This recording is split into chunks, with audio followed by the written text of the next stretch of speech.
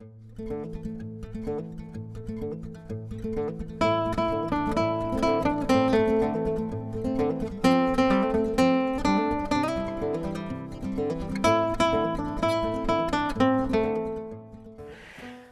and welcome back to the tank farm on the hill. Today we'll be looking at my homemade level indicator. This is not so much a how-to video as it is a how I did it video. But we will be looking at one or two alternatives to how I did it and why I chose to do it the way I did it. I'll also share how it saved my butt in the last month. Now, my level indicator is a simple float on the inside of the tank, slightly weighted, connected through a piece of fishing line to a tennis ball on the outside with a pulley at the top. Now, my float is a simple float valve available at any agri. This is cheap. I did drill a hole in it, put some weights in it in order for it to overcome the friction in the pulley system in order to be able to float on top of the water. As the water lifts, this lifts as well, and the weight of the tennis ball is enough to pull it down. But when it gets empty, it needs to be heavy enough so that when the water level falls, the float needs to be able to pull up the tennis ball on this side. I do not have a literal pulley. What I have done is to drill a hole at the top of the tank, insert this little piece of copper pipe, which I bent in a U shape, in order to provide us with the necessary pulley. And that is the friction that we need to overcome, the friction in that. If the float is not heavy enough, it simply doesn't, when the tank gets empty, it just hangs on the inside and it's not enough to lift the tennis ball. The scheme I've chosen is an inverted level indicator, a ball that goes up as the water level drops. Common in our area is for people to just put a float like I've got, on the inside of the tank, drill a hole at the top of the tank and have a piece of PVC conduit connected to the top of the float. That just pushes out. As the level goes up, the conduit just more of it shows and it's easy to see. I wasn't quite happy with that. It wasn't an elegant solution for me. So I chose this one. The alternative, which is a very elegant solution but doesn't work for us, is for the string from the float to go to a weight at the bottom of the tank through a pulley, come up and out to the ball. So as the float rises, it pulls the string and the ball rises as well. And you can set it to be exactly to the level of the tank. However, I'll explain in a moment why that doesn't work for us. Now, in the previous video, we installed this tank. I plumbed it in. I showed that in the previous video. You can go and have a look. And what we found out after several days is that there was a leak right on this connection. And unfortunately, I wasn't able to save any of the water in this tank.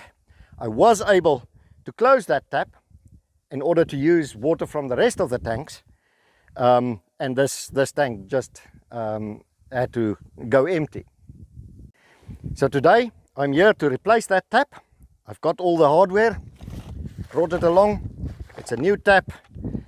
There's probably just a sealing issue, but I'm going to be installing the new tap, and that one we can use on the fifth tank when we install the fifth tank. We did, however, lose between 5,000 and 8,000 litres. I estimate about 8,000 litres before we noticed that the level indicator is showing the tank is getting empty quite a lot faster than we predicted. The reason I decided on this inverted level indicator is because it's very difficult to see the ball when it is close to the ground because of the angle from the house. The ball becomes invisible in the bottom part. And when the tank is getting empty, that's when I want to see the level.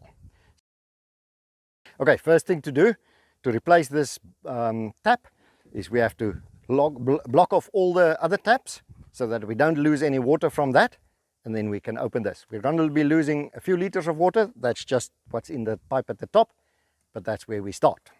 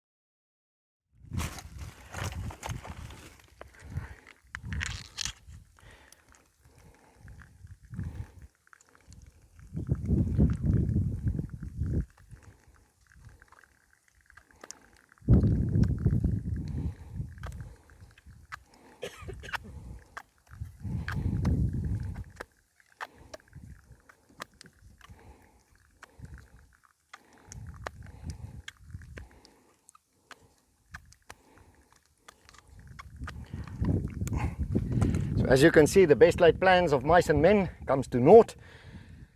The replacement I brought is too small for the tap. Made a mistake. Luckily I have all the tools to just seal this one properly. There is still water in this tank, so it didn't all leak out, so that's not a bad thing.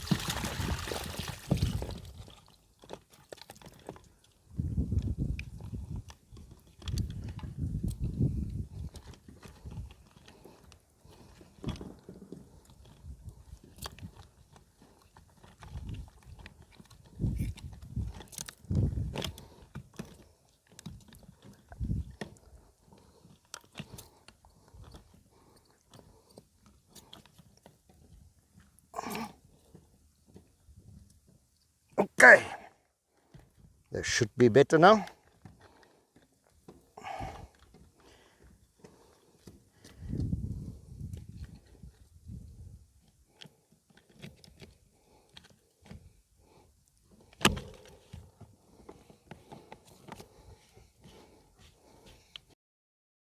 Okay, so what we're going to do is leave this one open and the other one's closed. Use what's left in this tank and have a look at it. At the moment it doesn't look like there's any leakage there, but it only happens when the tank is full. Obviously the higher the level of the tank, the higher the pressure there, and that's when we see the leak. But for the moment, just to be safe, we can use this tank, the last little bit of water in this tank. If we should run out down at the house, we'll come open the other tanks, and then on Thursday when we fill up, which is in 3 days time, we'll see how our repair worked. With this video, we also celebrate 750 subscribers. Thank you for joining our channel, and as always, thank you for watching. See you next time.